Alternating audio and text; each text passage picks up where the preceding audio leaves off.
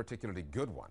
The country's news media found themselves in the dock when a scandal now known as Radiagate hit the headlines. The story centered on a corporate and political lobbyist, Neera Radia. Ms. Radia's list of contacts includes some of India's most influential journalists. She spoke to them often, but what she didn't know is that many of those conversations were being taped by the Indian government as part of a tax investigation. The call logs were made public and laid bare the cozy and very questionable links between politics, business, and the mainstream news media in the country. The Listening Post's Meenakshi Ravi now on Radiagate and the aftershocks that are still being felt within India's journalistic circles. Over the last couple of months, this is what Indians have been listening to. The conversations between the lobbyist They're very conscious of every line, everything. and the journalist. No, it has to be fully scripted. We have to rehearse it before the cameras come. So now what? What should I tell them? Tell me, what should I tell them? What you saw on the tapes was almost a kind of blindness of people who have drinks together. It's a kind of cocktail party circuit. You move into television studios, you pretend to have debates, but you're really drinking and socializing with the same people. I think the reason for the outrage is for the first time we had tangible proof that there could be more going on behind the scenes than is immediately aware to the news consumers. We had audio tapes, we had prominent journalists speaking on these audio tapes. None of the people who spoke on the audio tapes came back and refuted their voices. The publication that zeroed in on the calls between Radia and the journalists was Open Magazine, a new kid on India's media block. The magazine's editor, Manu Joseph, knew a hot story when he saw one. But I didn't anticipate 2 million people accessing our story just in the days that followed the expose. It's the media that people have their hopes on in India. And sometimes a large, complex story can be told very well through one or two interesting characters, important characters. Actually, there are 3 interesting characters, including Radia, the lobbyist. The other 2 are journalists, Barkha Dutt of NDTV and columnist Veer Sanghvi. They are big media names with big reputations, and those reputations suffered when the call logs were published. Okay, now I get it. Veer Sanghvi offered to script a column to suit what Neera Radia was telling him. So what kind of story do you want? Because this will go as counterpoint, so it will be like most read. So it can't seem too slanted, yet it's an ideal opportunity to get all the points across. Hi, did I wake you up? No, I've been up, yeah. What Barkha did was a great impropriety, and I think an act of vanity almost. Everybody I know in the Congress was just swearing in.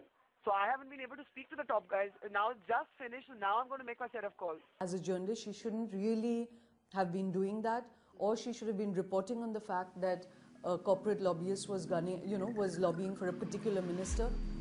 The rise of privately owned Indian media has been rapid, but that has been accompanied by growing pains. The country is the 2nd largest newspaper market, behind only China. It's television, though, that really leads the media pack. Back in 2005, there were 44 news channels in the country. 5 years later, there were 115.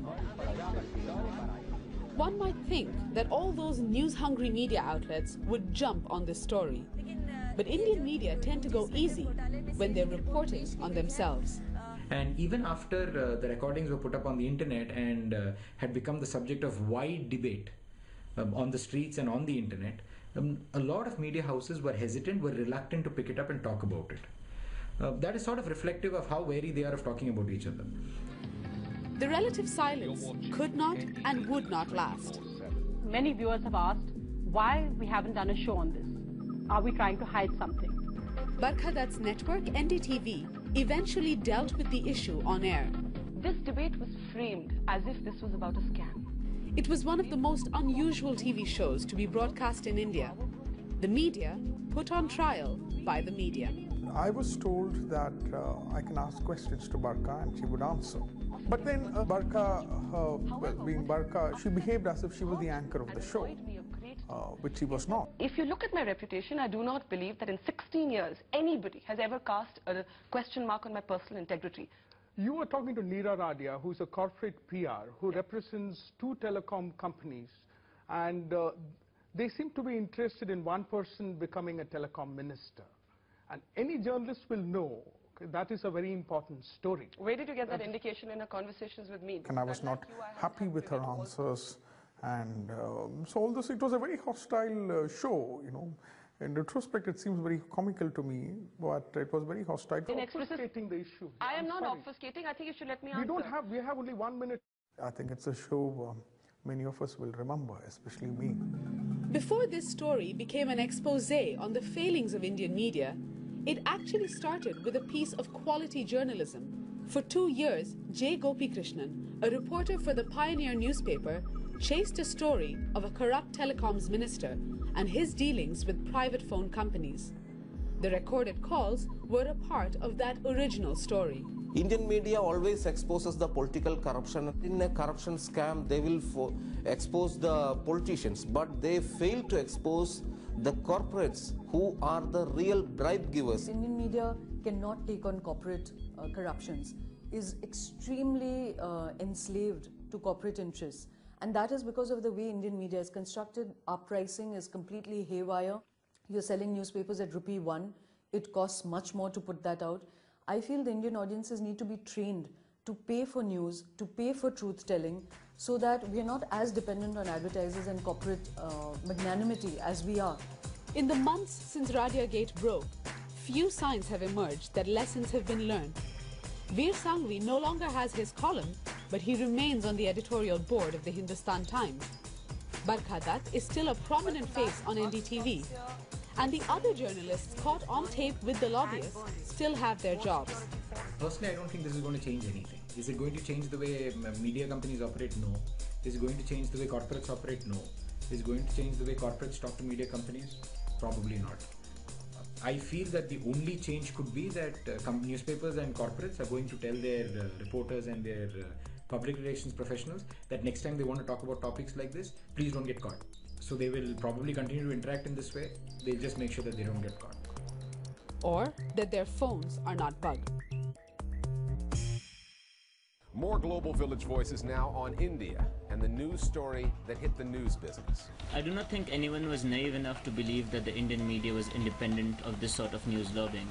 What is shocking, however, is that the senior journalists with major news agencies, and then on top of that, they tried shamelessly to deny it. One would have thought that the rest of the media would come out opinionated and critical to this bending of journalistic ethics, but they were as complicit in this entire debacle with their silence. The Radia tape showed how leading political journalists were working not to inform us, the viewers and readers, but to influence government policy, fix corporate deals, and decide who the Minister of Telecom will be.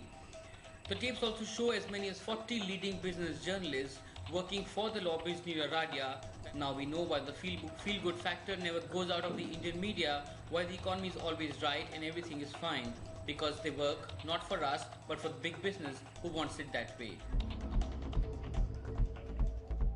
Finally,